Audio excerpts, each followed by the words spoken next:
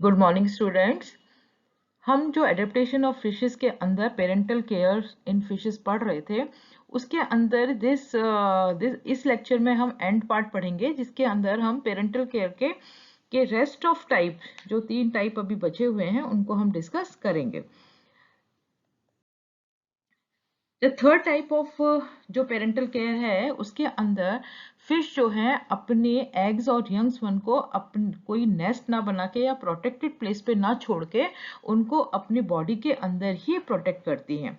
उनको एक तरह से उनको सेव करती हैं अपनी बॉडी के पार्ट्स को यूज करके। इसके अंदर सबसे पहले इसमें कई तरीके से अपने अपने बॉडी पार्ट को यूज करती हैं। उसमें सबसे पहले उसके अंदर एग्स के कैप्सूल्स बना लेती हैं अपनी बॉडी के अंदर। दूसरा टाइप आता है जिसके अंदर वो सिफेलिक हुक से अपने उन एग्स में एक हुक्स बन जाते हैं और उसको अपनी बॉडी के अंदर प्रोटेक्ट कर लेती हैं। दूसरा इंट्यूमेटरी कप्स बना लेती हैं, और या फिर अपने एग्स को के चारों तरफ इस तरह से लपेट जाती हैं जिससे उनकी रक्षा हो गई। एग के अंदर ही अपनी बॉडी के अंदर भी उनके एक स्पेशल ऑर्गन प्रेजेंट होता है जिसे कहते हैं ब्रूड पाउच। उनके अंदर भी वो अपने एग्स को कैप्ट करती हैं। दूसरा लास्ट आता है कि अपने माउथ को भी वो एक प्रोटेक्टिव ऑर्गन की तरह यूज करती हैं अपने ऑफस्प्रिंग्स के लिए। इसमें इस पार्ट में अगर हम जो बॉडी पार्ट का जो यूज है, उसमें सबसे पहले जो स्टडी करते हैं वो है eggs and young conceal in mouth cavity. अपने माउथ को वो सेफ गार्ड की तरह यूज करती हैं। जैसे कि मैनी चिचिलेट्स फिशेस के अंदर वो जो फीमेल जो हैं वो अपने माउथ के अंदर ही फर्टिलाइज एग को कैप्ट करती है और उनको डेंजर से बचाती है। ऐसे ही कुछ कैट फिशेस हैं, उनके अंदर भी एग्स जो हैं वो कैप्ट रहते हैं, और उनके अंदर जनरली ये होता है कि जो फिशेस होती हैं उनके अंदर जब तक भी यंग वंस को जन्म ना दे दें तब तक उनके अंदर फूड की प्रोसेस बंद होती है, मतलब कोई भी फूड अंदर नहीं लेती। इस तरह की बहुत सारी फिशेस हैं जो कि अपने माउथ को एक प्रोटेक्टिव ऑर्गन की तरह यूज करती हैं, जिस तरह की इस डायग्राम में दिखाया गया। सेकेंड टाइप ऑफ जो प्रोटेक्शन है, उसके अंदर जो फिशेस हैं वो क्या करती है कि चारों तरफ उन एग्स के चारों तरफ एक रोल हो जाती है, जिसे वो एग बॉल का रूप दे दिया जब तक कि वो हैच ना हो जाए।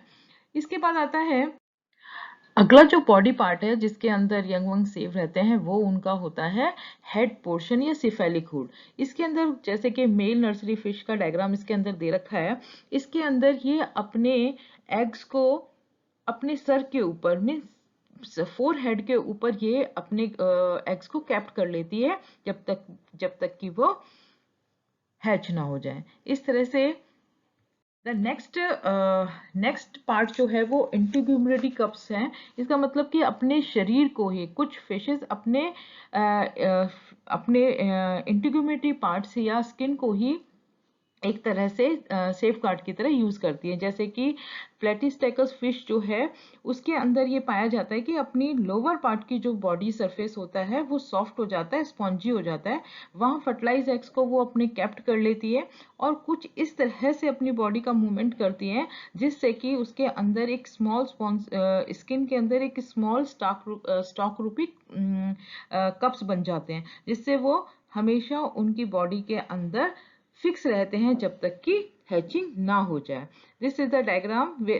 इसके अंदर ये छोटे छोटे एग्स जो हैं वो कप के रूप में उसके अंदर फिक्स हो गए हैं। इसके बाद हम आते हैं जिन बॉडी के अंदर एक स्पेशल ऑर्गन डेवलप होता है, this is called as brood pouches, जो कि सब जानते हैं कि हिप्पोकैम्पस या सी हॉर्स के अंदर एक प्रेगनेंसी मेल जो है वो प्रेजेंट होता है। इसका मतलब ये होता है कि फर्टिलाइज एग जो है फीमेल इनके ब्रूड पाउच के अंदर ट्रांसफर कर देती है और मेल जो है उनको कैप्ट करता है, जिसे कहते हैं मेल प्रेगनेंसी। और इन एग्स को ये हैचलिंग तक अपने अंदर रखता है, और इसके अंदर न्यूट्रिशन और ऑक्सीजन भी जो है वो ये ब्रूड पाउचेस ही प्रदान करता है। इसके अंदर ये भी होता है कि फीमेल जो है, एक फीमेल कई मेल्स के अंदर अपने एग्स को ट्रांसफर करती हैं, लेकिन जनरली एक फीमेल एक मेल के लिए सफिशिएंट होती है। इसके बाद अ, इसके बाद दूसरा जो एनिमल है जिसे हम कहते हैं पाइप फिश, इसके अंदर जो ब्रूड पाउचेस है वो बॉडी स्किन के फ्लैप के द्वारा बनता है, जिस तरह की इस डायग्राम में दिखाया गया है कि इसके अंदर ब्रूड पाउचेस स्किन के फोल्ड से बनता है और उसी के अंदर ये फीमेल जो है वो एग ट्रांसफर करती है। ऐसे ही सोलिस्टोमी फिश फैमिली के अंदर ब्रूड पाउचेस जो है वो पेल्विक फिन्स के अंदर होता है, वहीं पे उनकी हैचलिंग होती है। इसके बाद हम आते हैं the next one is egg capsule. इसके अंदर ओविपेरस जो फिशेज होती हैं उनके अंदर ये जनरली पाया जाता है, जैसे लैश्मोबेंका सच एज शार्क्स एंड रे। द फर्टिलाइज एग आर ले inside protective horny egg capsule का मर्मिड पस, इनको हम मर्मिड पस कहते हैं। और शेप ऑफ द मर्मिड पस इज डिफरेंट, हर एक एनिमल्स के हर फिश के अंदर भी अलग अलग होती है, जो कि किसी न किसी एक्वेटिक वीड के साथ इन टेंड्रिल से चिपक जाती है। और जब तक इनका डेवलपमेंट एग का डेवलपमेंट ही नहीं होता तब तक ये वहां पे केप्ट रहती है।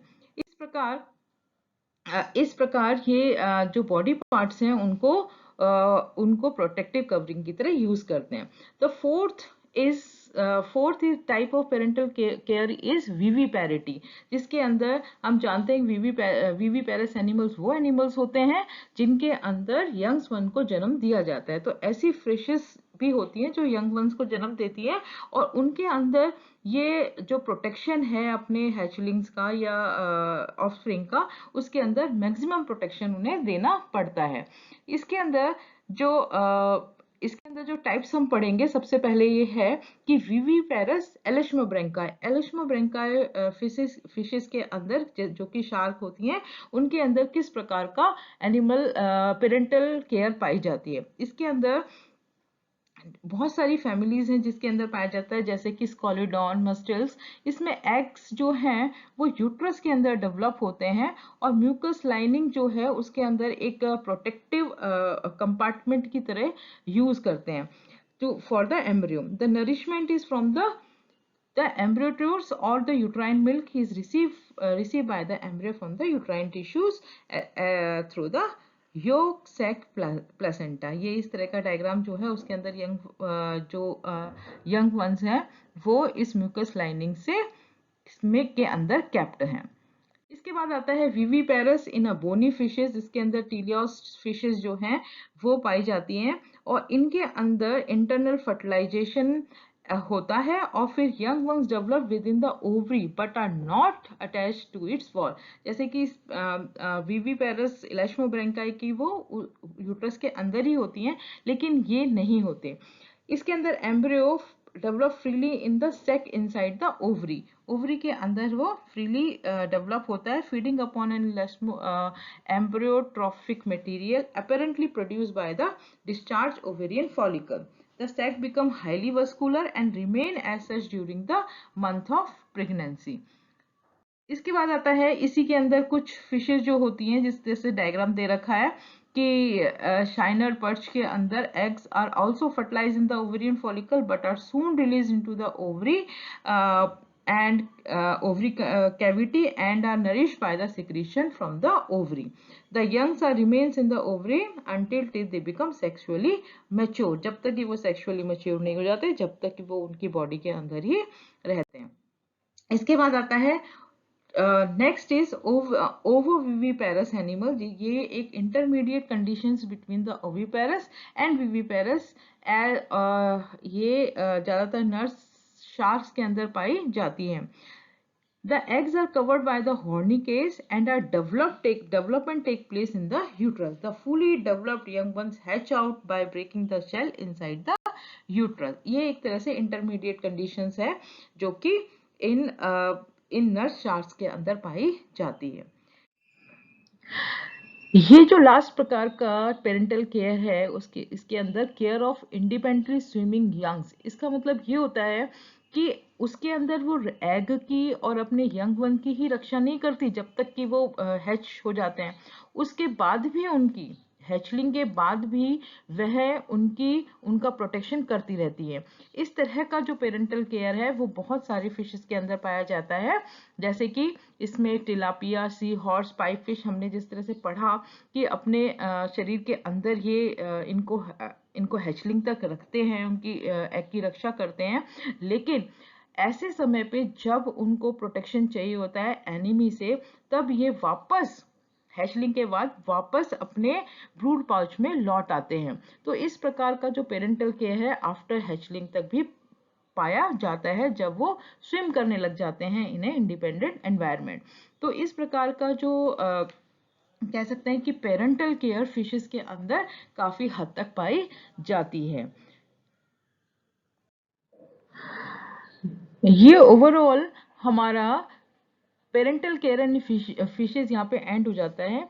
अगले लेक्चर में हम पेरेंटल केयर इन एम्फीबिया की स्टडी करेंगे। Thank you.